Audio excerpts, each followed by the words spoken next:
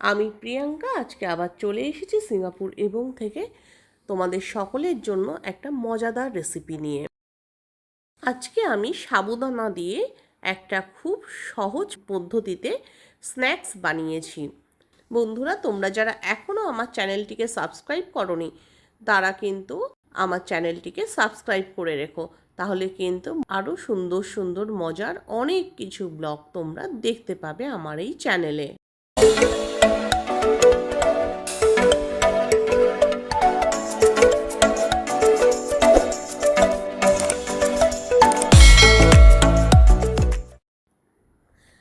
প্রথমেই আমরা যেটা করব সেটা হচ্ছে সাবুদানাটাকে ভালো করে কয়েকবার জলে ধুয়ে 5 থেকে 7-8 মিনিট ভিজিয়ে রেখে দেব।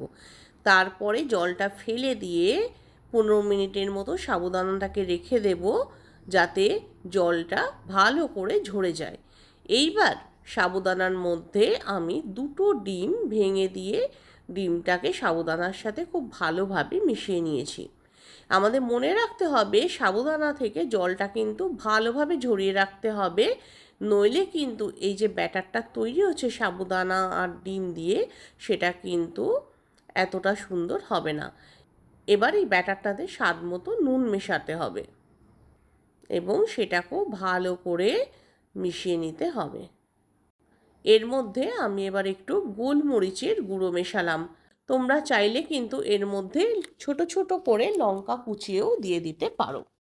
এবার কড়াইতে তেল দিয়ে তেলটাকে কিন্তু ভালোভাবে গরম করে নিতে হবে। তেলের পরিমাণটা একটু বেশি দিতে হবে, যাতে যখন আমি ব্যাটারটা তেলে দেব যেন ব্যাটারটা পুরোপুরি তেলের মধ্যে ডুবে থাকে। এই সময় গ্যাসের আঁচটা কিন্তু মিডিয়াম রাখতে হবে, একদম ফুল আঁচ কিন্তু দিলে হবে না।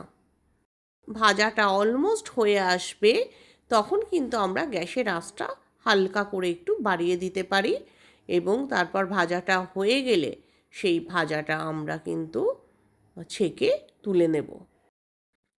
তাহলে বন্ধুরা, তোমরা দেখতে পেলে কত সহজে সাবুদানা দিয়ে আমি একটা স্ন্যাক্স রেসিপি আজকে বানিয়ে ফেললাম।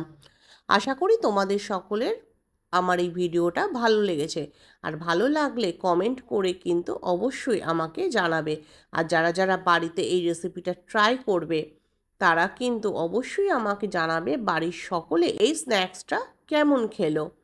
এই স্ন্যাক্সটা কিন্তু বর্ষার দিনে চায়ের সাথে সামান্য একটু সস দিয়ে খেতে ভীষণ সুন্দর লাগবে। আর তাছাড়া বাড়িতে গেস্ট এলে যদি খুব তাড়াতাড়ি কোনো স্ন্যাক্স চট করে বানিয়ে ফেলতে হয়, তাহলে কিন্তু তোমরা এই স্ন্যাক্সটা অবশ্যই ট্রাই করতে পারো। তাহলে চলো, আজকের মতো আমি আমার ভিডিও এখানেই শেষ করছি। পরবর্তী দিনে আবার একটা নতুন ভিডিও নিয়ে আমি হাজির হব তোমাদের সামনে। ওকে, বাই।